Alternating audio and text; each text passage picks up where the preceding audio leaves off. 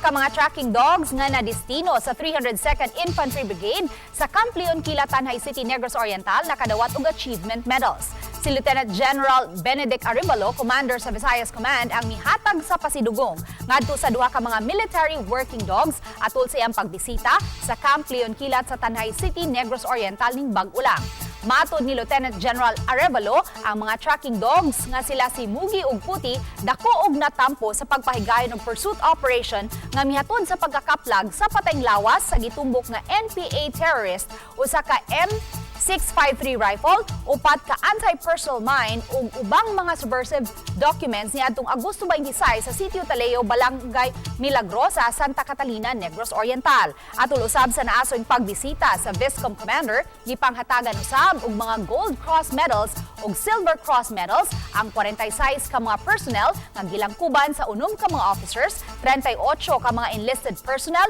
ug 2 ka mga CAFGU active auxiliary tungod sa ilang kaisog pagpakigbatok sa mga sakop sa CPP-NPA dinhi sa Kabisayan.